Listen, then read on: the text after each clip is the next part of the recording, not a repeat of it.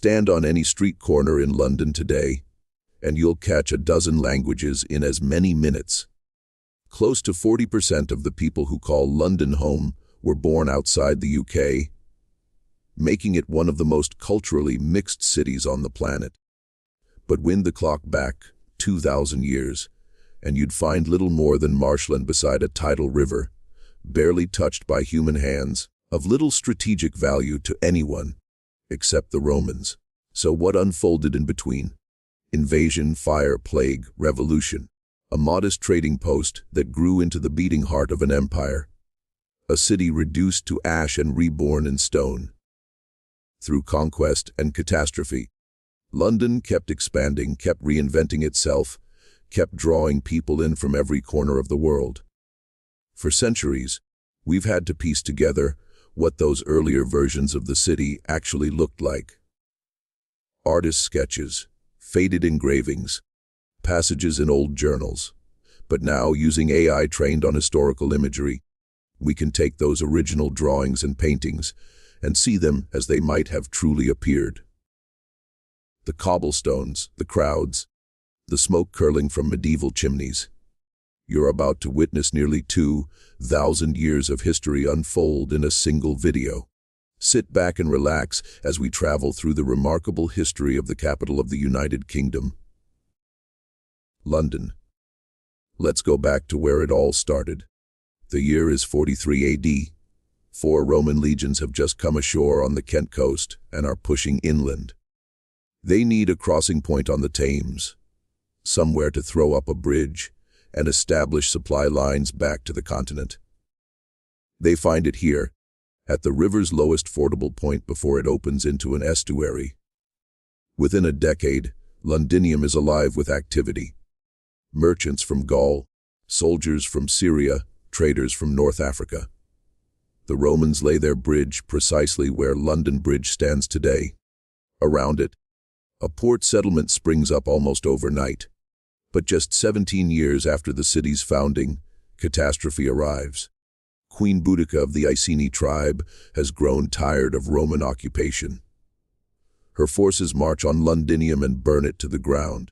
Archaeological excavations have uncovered a layer of red ash beneath the modern city. Physical proof of that destruction. The Romans rebuild on a grander scale. They raise a massive wall around the city, sections of which still stand 2,000 years on.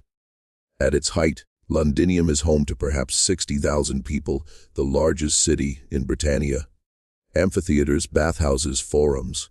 This is no frontier outpost. It's a fully fledged Roman city.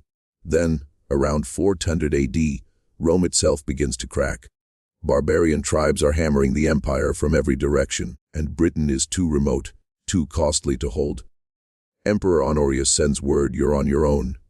The legions withdraw. Without Rome, Londinium's entire economy unravels. The trade networks that brought wine from Gaul and olive oil from Spain simply cease to function. Roman currency loses its value. The merchants go. The officials go. The skilled craftsmen go.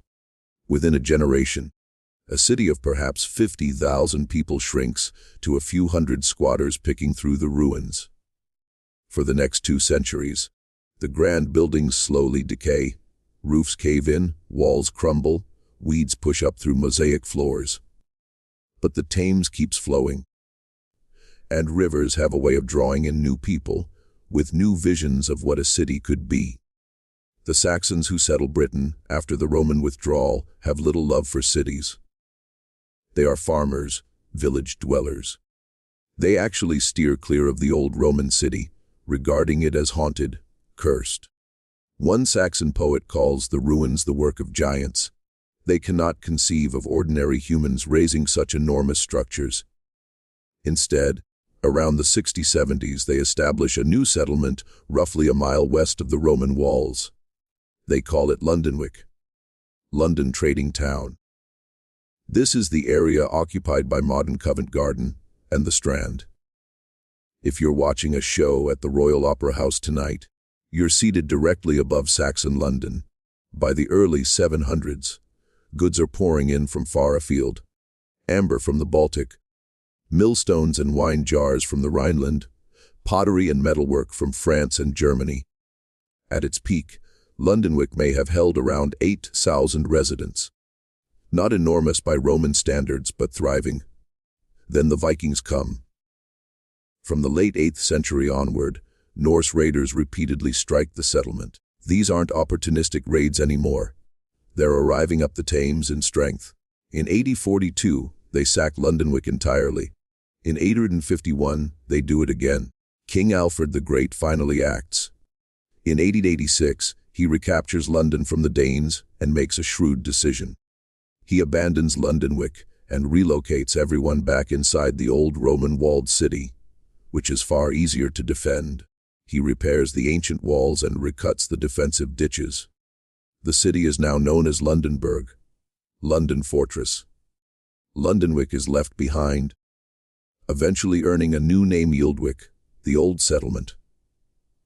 That name survives to this day as Aldwych, the curved street in central London. Over the following century and a half, the city passes back and forth between Saxon and Danish rulers. In 1016, King Canute, yes, the one from the legend about commanding the tide, makes London his capital. When Edward the Confessor takes the throne in 1042, he builds Westminster Abbey just to the west of the city. That choice will define London's geography for all time. The city for commerce, Westminster for power. Edward the Confessor dies without an heir in January 1066, and England is plunged into a succession crisis. Harold Godwinson is crowned king, but across the Channel, William, Duke of Normandy, insists that Edward had promised him the throne. In September, Harold is forced to march north to repel a Norwegian invasion. He wins. But he's barely had time to recover when word reaches him. William has landed on the south coast with 7,000 Norman troops. Harold drives his exhausted army south and meets William at Hastings on October 14th. By nightfall, Harold lies dead and William has claimed England. On Christmas Day 1066, he is crowned King of England at Westminster Abbey. The Anglo-Saxon era is over. The Normans have arrived, and they intend to reshape England in their own image, beginning with London. William doesn't fully trust London's population. They backed Harold after all. So he builds not one, but 3 fortresses to keep them in check. The greatest of these becomes the Tower of London, which begins as an instrument of oppression and will endure as a symbol of royal authority for the next 1,000 years. The White Tower, its central keep, is a declaration carved in stone, 90 feet high, with walls up to 12 feet thick. It commands the skyline, a permanent reminder of who holds power. Medieval London is cramped, chaotic, and increasingly prosperous. By 1100, perhaps 15,000 people are living here. The city's merchants organize into guilds that control entire trades. Goldsmiths, fishmongers, drapers, mercers. These guilds grow so influential that the king must negotiate with them. In 1215, when the barons compel King John to seal the Magna Carta, London's support is pivotal. The city secures its own concessions, the right to elect its own mayor, freedom from arbitrary taxation. London Bridge, rebuilt in stone between 1176 and 1209, becomes a city within a city. It takes 33 years to complete. Shops and houses line both sides. The bridge has a chapel, a drawbridge, even the heads of traders mounted on spikes as a warning to all. For over 600 years, it remains the only bridge across the Thames in London. Then in 1348, ships pull into London's docks carrying rats. On those rats, fleas. In those fleas, Yersinia pestis, the Black Death. Within 2 years, somewhere between a third and half of London's population is gone. A city that had swelled to perhaps 80,000 people is suddenly half empty. Entire streets stand abandoned. Bodies accumulate faster than they can be buried. Mass graves are dug in open fields beyond the city walls. The city recovers, slowly. By the late 14th century, London is expanding again, but tensions are building. In 1381, peasants and laborers march on the city. demanding an end to serfdom and unjust taxation. Wat Tyler leads them. They storm the tower, execute the Archbishop of Canterbury, and put John of Gaunt's palace to the torch. The teenage King Richard II meets with them and makes promises. The peasants' revolt is ultimately suppressed. Tyler is cut down, the leaders hunted and executed. But it shakes the ruling class to its core. The common people of London have discovered their collective power, and they will not let go of it. By 1500, London's population has recovered to around 50,000. Then something extraordinary happens. It erupts. By 1600 it stands at 200,000. By 1650, nearly 400,000. London becomes the largest city in Europe. Henry V's break with Rome in the 1530s reshapes the city's landscape entirely. Henry sought to annul his first marriage, but the Pope would not permit it. So Henry severed ties with the Catholic Church, declared himself head of the new Church of England, and dissolved all the monasteries. In London, monasteries held vast tracts of land. Once Henry seized that land, it was thrown open. Aristocrats and wealthy merchants snapped it up and built grand residences. Suddenly, London had space to breathe and grow. Under Queen Elizabeth I, London emerges as the cultural capital of Europe. The Globe Theatre opens on the South Bank in 1599. Shakespeare is staging Hamlet, Othello, King Lear. Meanwhile, merchants are amassing fortunes from trade with the New World and Asia. The East India Company is founded in 1600, planting the seed of empire. But London has always had two great enemies: disease and fire. The city is built almost entirely of timber, with roofs of thatched straw and reed. Houses are squeezed tightly together, upper floors jutting over narrow streets and nearly touching across the gaps. Open fires burn in every building for cooking and warmth. Candles everywhere. No fire brigades. It is a tinderbox. Both catastrophes strike in the 1660s. In 1665, the plague returns, not the Black Death precisely, but close enough. At its worst, 7,000 Londoners are dying every week. The wealthy escape to the countryside. The poor have nowhere to go. By the time it burns out, perhaps 100,000 people are dead, a quarter of the city's population. The following year, on September 2nd, 1666, a fire breaks out in a bakery on Pudding Lane. It has been a hot, dry summer. A strong wind is blowing. The fire tears through the city faster than anyone imagined possible. For 4 days, London burns. 85% of the city within the walls is consumed. 13,000 houses gone. 87 churches, including the old St. Paul's Cathedral. Remarkably, only around 6 people perish in the fire itself, but 100,000 are left without a home. Christopher Wren sees the moment as an opportunity. He puts forward a bold new city plan. Wide boulevards, classical architecture, open squares. It is an enlightened vision, and it is almost entirely rejected. Property rights are too tangled. Rebuilding too pressing. Most streets follow their medieval lines, but the city rises differently. New regulations mandate brick and stone in place of timber and thatch, far more resistant to flame. And Wren does get to rebuild St. Paul's Cathedral. The new one, with its iconic dome, takes 35 years to complete. It still stands, anchoring the skyline.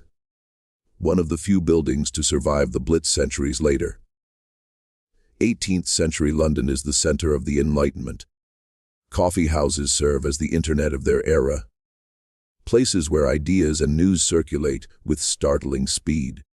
Lloyd's Coffee House evolves into Lloyd's of London, the insurance market.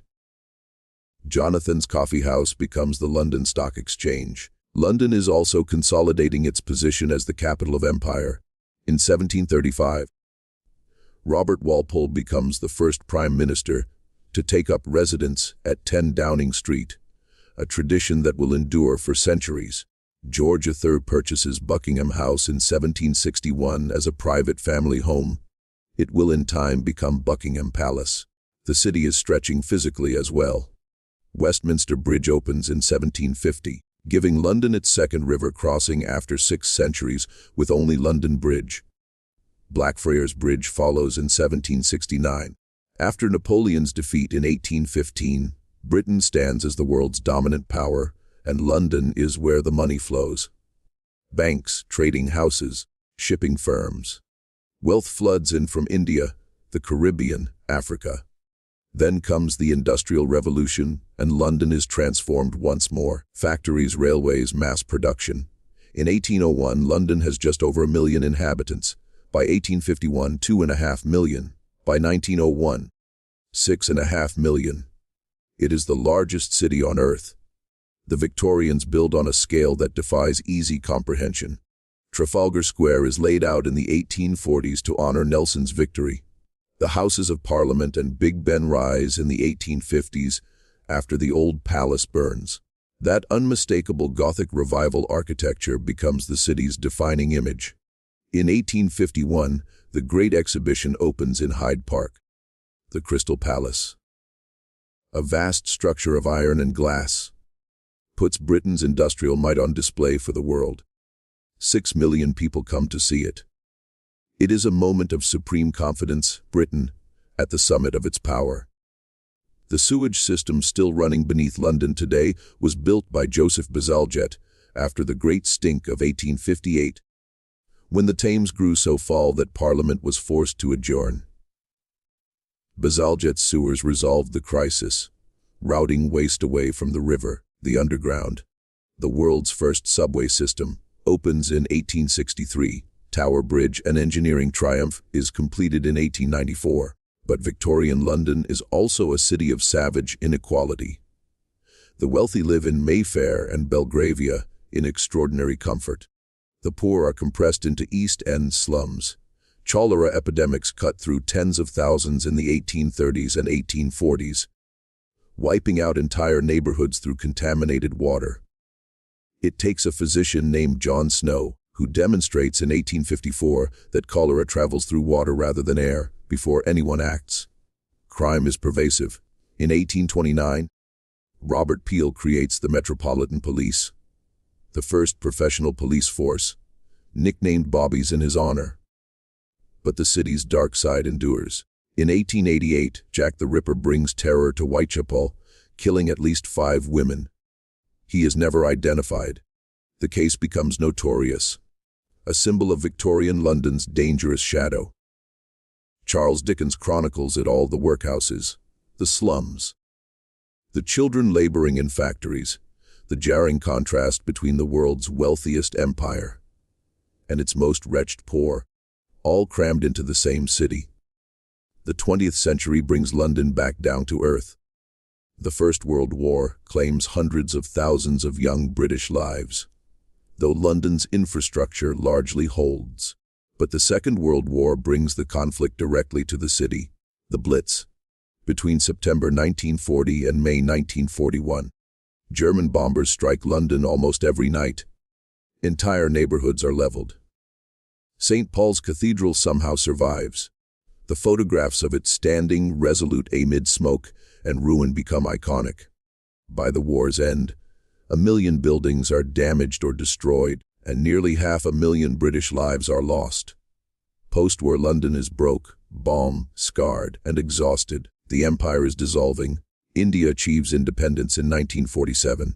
Rationing drags on into the 1950s. Fog and coal smoke hang so thick that in 1952, the Great Smog kills 12,000 people in just 5 days.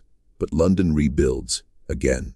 The 1951 Festival of Britain on the South Bank signals a fresh chapter. Brutalist towers climb from the rubble. The welfare state expands. And crucially, people begin arriving from former colonies. The Windrush generation from the Caribbean in 1948, followed by waves of immigration from India, Pakistan, Bangladesh, later from Africa, Eastern Europe, from everywhere. The 1960s bring a cultural eruption. Swinging London, the Beatles, the Rolling Stones, Carnaby Street, Mary Quant. For a moment, London feels young again. The following decades are more turbulent. Economic stagnation, strikes, IRA terrorism. By the 1980s, the Docklands lie derelict.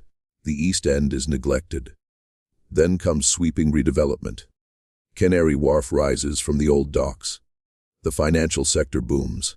London remakes itself as a global financial hub. The 21st century opens with the Millennium Dome, an expensive misfire that later reinvents itself as the O2 Arena.